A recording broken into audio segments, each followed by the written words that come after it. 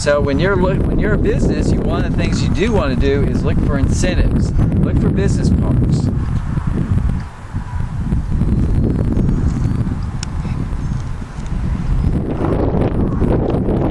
Now this is the Port Arthur Business Park again. They got a beautiful sign on West Port Arthur Road. As you can see, they got quite a bit of business out here, and we're just going to do one more panoramic view of it.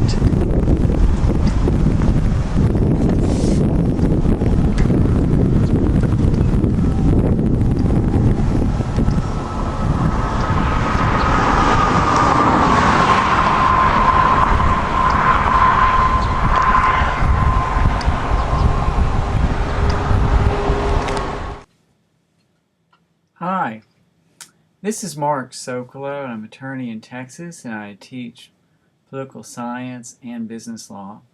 And this is a lesson plan on contracts. And we're going to go over various contract terms, and then we're going to study an incentive agreement between the City of Port Arthur Economic Development Corporation and Reliable Polymers, who agreed to construct a new manufacturing facility at the business park of the Economic Development Corporation. This is really a nice incentive package of over $1,360,000, and based on this incentive agreement, Reliable Polymers did construct their manufacturing facility in the business park, thus creating jobs in Port Arthur, Texas. If you want to see a complete copy of the incentive agreement, you can go to the City of Port Arthur website and look at resolution number 05-337. Now, the purpose of contracts is for them to be a blueprint for success. In other words, both sides should want that the contract lays out the parameters for a successful conclusion of the project, whether it's to build roads, whether it's to bring in a manufacturing facility, whatever the project is. Other aspects of contracts is to document the deal. In other words, put everything in writing clearly. You need to allocate costs for contingencies or risk and delineate procedures for disputes. Now, we're going to go over quite a few contract clauses, but experience is going to delineate what clauses that you need. Some people are able to function and have agreements based on just a few pages, and they've done it for years. Other people need 20 or 30. It just really depends on the parties and the project. Usually the top of the agreement has the words agreement. The next thing that happens is you list the parties, whether it's Jones Inc., whether it's the City of Port Arthur, whether it's Reliable Polymers.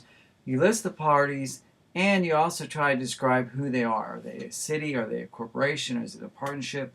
Is it an individual? Now, the people may sign the agreements at different times, so it's nice to put the effective date of the agreement. How long is the agreement going to take? How long is the agreement going to last?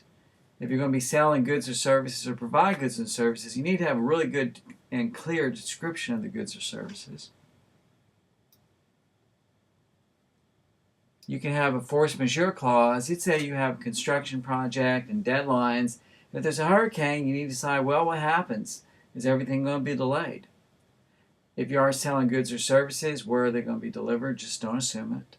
What's the price? Is it going to be a set rate, an hourly rate? Is it going to be modified based on CPI, Consumer Price Index? Is it going to be a cost reimbursement? Is it going to be cost plus percentage? Is it going to be contingencies? A lot of lawyer agreements in the plaintiff's world are based on contingencies, or it's a contingent agreement. Payment terms. Are you going to be paid up front? Is it progress payments? Most construction contracts are done on progress payments. Are you going to be paid within a certain amount of days of doing the service? Usually that's how professional service agreements are done. Are you going to be paid when the job is completed? Change orders. This is where you get more in construction agreements. You'd say they go out there and the soil conditions are different, or they find a pipeline that's in the way, or just things that happen and they have to change the scope of the project or the price. Sometimes with cities, they have a limit on the change orders of up to 25%. Warranty. How much is the project warranted for? Construction is usually 1 year from day of substantial completion. Limitation of liability. A lot of times parties want their liability limited. The contractor may want limited. Here's just an example of a clause. Insurance, you can require the contractor to have liability insurance, and the amount's negotiable.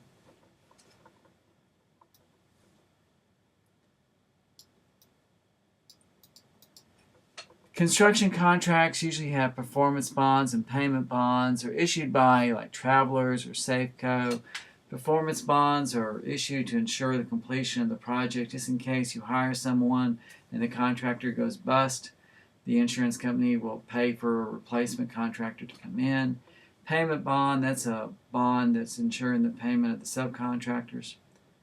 Indemnity clause, the contract will indemnify and hold the city, in this case the city, harmless from any all damages caused by its construction activities.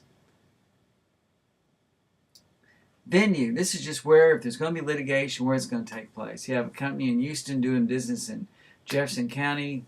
Where's the lawsuit going to be? You can put in the contract. Lawsuit venue is going to be in Jefferson County. Mediation, you can have a clause that says if there's a dispute, you're going to submit it to mediation. You may want to decide who the mediator is going to be, who's going to pay for the mediation, are they going to be split? Or you can have an arbitration clause. If there's a dispute, and a lot of construction contracts have this, they may want to submit it to a panel with the American Arbitration Association. Usually they give you a list of maybe 7 arbitrators, and the parties go back and forth, striking from the list until they get one person that they're going to agree to, and then they present the evidence, or well, basically they present the evidence to the arbitrator who will issue a ruling. Governing law. If you're a company in Texas and you're selling Louisiana, which law is going to apply? Is it Louisiana law or Texas law?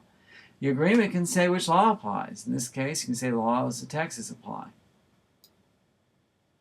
Termination agreement. You may have an agreement and you're being subject to financing. So you're saying, you know, I won't be able to terminate this agreement without cause. Or you can have an agreement that says we can only terminate with cause and give 10 days notice.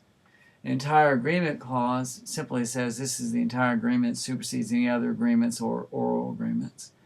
Independent contractor clause, that just simply says that the company is the independent contractor. Assignment clause. A lot of times we did this on industrial district agreements. You have a company that may want to assign their agreement to a third party, and you say, well, I may be willing to approve it, but my consent won't be unreasonably withheld. Severability clause. These are what I call oops clause, where for some reason you have a clause in your agreement that may later turn out to be invalid, and this just says, well, we'll delete that clause and the rest of the agreement will be okay. Now in Texas, you need to have an agreement, in your agreements a clause that says you won't hire undocumented workers. This is for incentive agreements with cities and economic development corporations. A notice of default clause. If there is a breach of the agreement, you give the other side some time, a notice, and give them an opportunity to cure or fix the problem.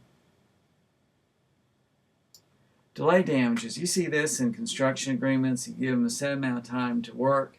You'd say 300 calendar days. And if they don't complete it within that time, they pay liquidated damages. You'd say $500 per day. Now, a lot of times your agreement may not just be calendar days. You may have a provision in there as 300 days, and if it rains, they get extra time. Of course, you have to have the agreement needs to be signed, and you know what you may want to make certain on these type of things is that you sign on behalf of the corporation. So you list out the corporation by, and you sign on behalf of the corporation and not in your individual capacity. Now, in a few minutes, what we're going to be looking at is actually the incentive agreement between the Economic Development Corporation and Reliable Polymers. Now, this is an agreement, as it says on top, an economic incentive agreement or contract and loan agreement between the City of Port Arthur, Section 4A Economic Development Corporation, and Reliable Polymer Services. The Economic Development Corporation is basically a corporation that was set up by the City of Port Arthur.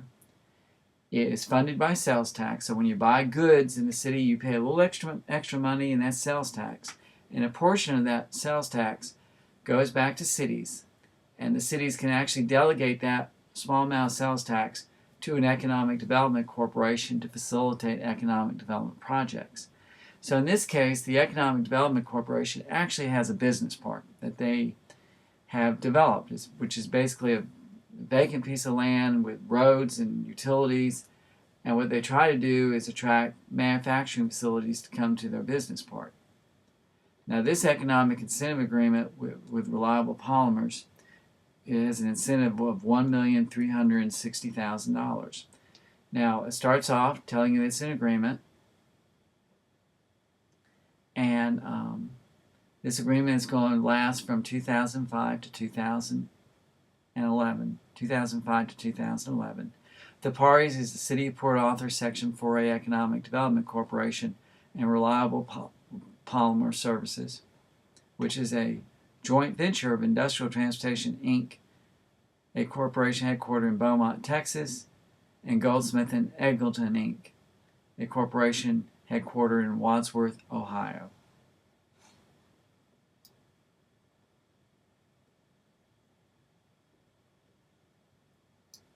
Now, under this agreement, the Economic Development Corporation is agreeing to convey to Reliable Polymers 10 acres in its business park. And these 10 acres has a market value of $360,000.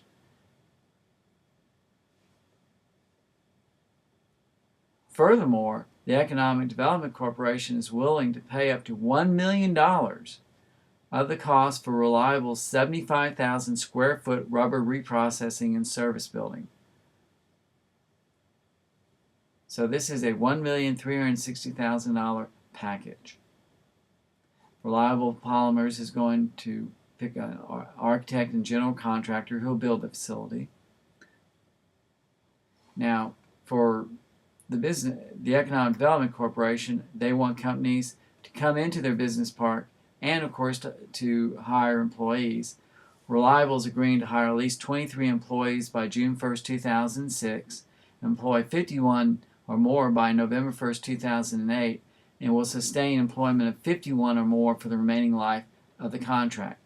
For the Economic Development Corporation, what they want to do is attract manufacturing facilities into the City of Port Arthur and also encourage the hiring of, as much as they can, Port Arthur employees or Port Arthur residents. In this case, we're also Reliable is agreeing to spend at least $5,175,000 in payroll to these employees at the parks facility. Reliable is agreeing to use its best efforts to hire Port Arthur residents to the maximum extent possible and shall track and report actual performance of their total employees. They're going to execute a deed of trust on the land, and they will have performance milestones. Now, what will happen as to the $1,360,000, they're going to have credit against that $1,360,000 of $1 for each $4 of payroll that they make. So you'd say they make $1 million in payroll, they get a credit of $250,000 toward their incentive package.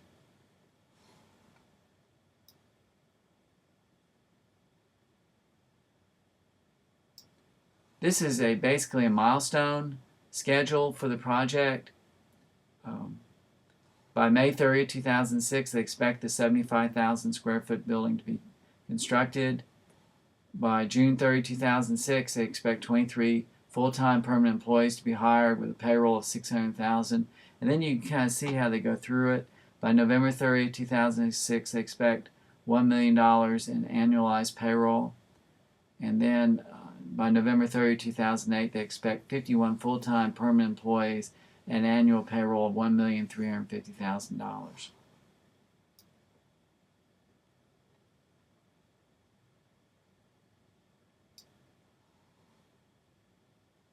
Now this is a termination clause that basically if the PADC, the Economic Development Corporation, doesn't have adequate sales tax to pay for all this, they can terminate this agreement.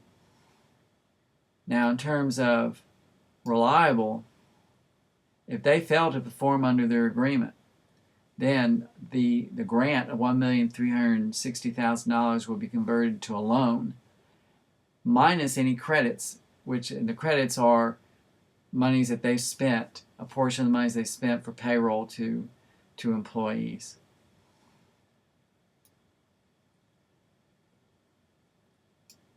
Reliable has to keep records, and they're subject to audits.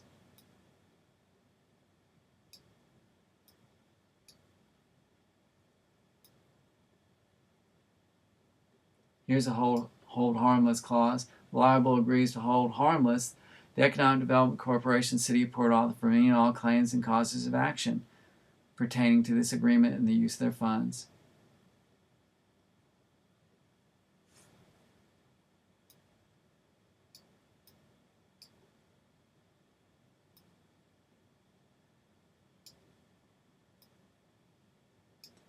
Now, they're not supposed to discriminate on grounds of race, color, religion, sex, or handicap, or national origin. And also, we expect them, to the greatest extent feasible, opportunities for training and employment arising in connection with the planning and carrying out of any project assisted with Economic Development Corporation funds be given to Port Arthur residents. And also, they want the project, in terms of the work, be awarded to Port Arthur residents and Port Arthur businesses. That includes design, architecture, building, construction. So you got to see this in various aspects. One is that they're bringing a manufacturing facility to the city. They're going to create permanent jobs, but the construction by itself is going to create jobs, and they would like to see that some of those construction dollars going to the Port Arthur residents and businesses.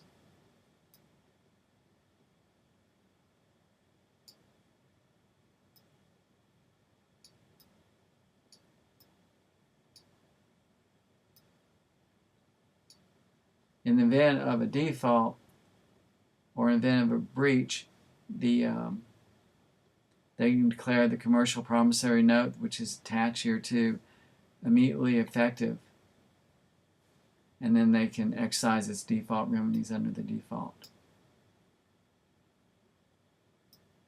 provisions thereof.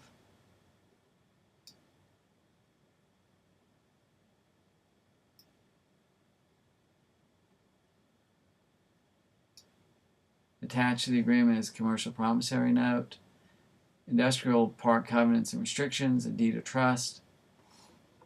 You have a notice provision as to who people should be sending notice to. It would be the City of Port Arthur, Economic Development Corporation, and of course there's an address for Reliable Polymers that would be inserted.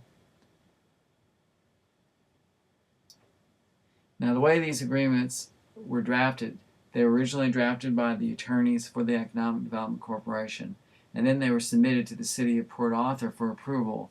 And it was my job as the city attorney of the City of Port Arthur to review these type of agreements.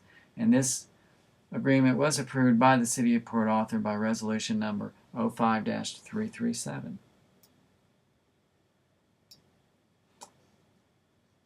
And at the very beginning of this presentation, there was actually a video of the business park and some of the businesses therein.